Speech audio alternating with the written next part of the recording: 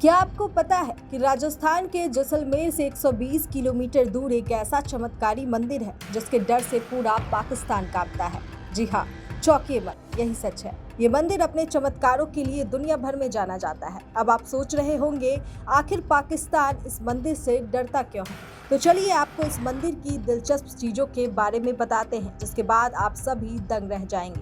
लेकिन उससे पहले हम आपको दिल्ली से जैसलमेर कैसे जाए इसका आसान तरीका बताते हैं और साथ ही जैसलमेर की कुछ रहस्यमयी कहानी भी सुनाते चलेंगे। दिल्ली से जैसलमेर जाने के लिए आप फ्लाइट का उपयोग कर सकते हैं। इंडिगो और एयर इंडिया जैसी एयरलाइंस दिल्ली से जैसलमेर के लिए रोजाना उड़ानें संचालित करती है। आप मेक माई ट्रिप, गो आईबीबो या क्लियर ट्रिप जैसी वेबसाइटों पर जाकर अपनी उड़ान बुक कर सकते हैं। बता दें कि दिल्ली से जैसलमेर की उड़ानें लगभग 1 घंटे 30 मिनट की होती है।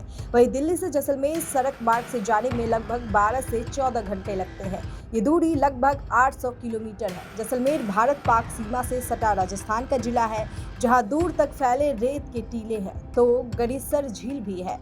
यहाँ समतल मैदान है तो पहाड़ पर बना सोनार किला भी है। जो भी यहाँ आता है इससे आकर्षित हुए बिना नहीं रह पाता। जैसलमेर का सोनार किला यूनेस्को की विश्व धरोहर स्थल में शामिल है। यह किला विश्व का एकमात्र लिविंग फोर्ट है जो इसे सबसे खास बनाता है। 5000 के करीब लोग आज भी इस किले में रहते हैं। इस किले का निर्माण महारावल जैसल सिंह ने 1156 में करवाया था। इसे त्रिकुटगढ़ भी कहा जाता है क्योंकि ये त्रिकुट पहाड़ी पर बना हुआ है। बता दें कि जैसलमेर के इस 99 बुर्ज वाले दुर्ग की आकृति त्रिकुटाकृति है, जो अंगड़ाई लेते शेर और तैरते हुए जहाज की तरह दिखाई देता है।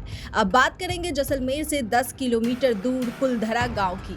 अगर हम बात करें दुनिया की सबसे भूतिया जगह की, तो कुलधरा का नाम सबसे ऊपर आता है, जो पिछले 200 सालों से वीरान पड़ा हुआ है।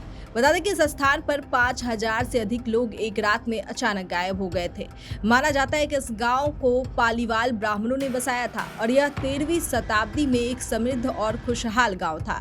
ऐसा माना जाता है कि 1825 में एक रात में कुलधरा और उसके आसपास के 84 गाँव के सभी लोग अचानक कहीं गायब हो गए थे, बिना किसी निशान के।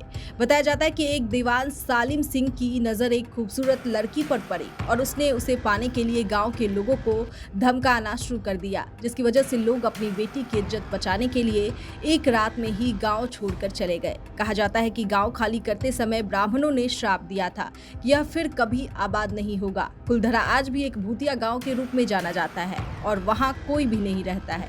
यह एक लोकप्रिय पर्यटन स्थल बन गया है, जहां लोग इस रहस्यमयी कहानी के बारे में जानने और देखने आते हैं। कहा जाता है कि यहाँ लोगों के रोने की आवाजें सुनाई देती है और कुछ लोग भूतिया अनुभवों की भी बात करते हैं। इसी के साथ बताते चले, राजस्थान के जैसलमेर से लगभग 100 किलोमीटर की दूरी पर भारत पाकिस्तान बॉर्डर के पास तनौत माता मंदिर के बारे में। ये मंदिर अपने चमत्कारों के लिए दुनिया भर में जाना जाता है। इस मंदिर से पाकिस्तान की सेना भी कांपती है। माना जाता है कि इस मंदिर में देवीय शक्ति है। आइए जानते हैं इस मंदिर की खासियत के बारे में। साल 1965 की भारत पाकिस्तान की जंग में तनौत माता मंदिर का ऐसा चमत्कार दिखाई दिया कि पाकिस्तानी सेना वहीं ढेर हो गई। कहा जाता है कि पाक सेना एक दूसरे को ही दुश्मन समझकर लड़ पड़ी थी। माता के मंदिर में घुसे पाक सैनिक आपसी विवाद में ढेर हो गए थे। बता दें, साल 1965 में भारत पाकिस्तान की जंग में पाकिस्तान सेना की तरफ से इस मंदिर में लगभग 3000 बम गिराए गए थे।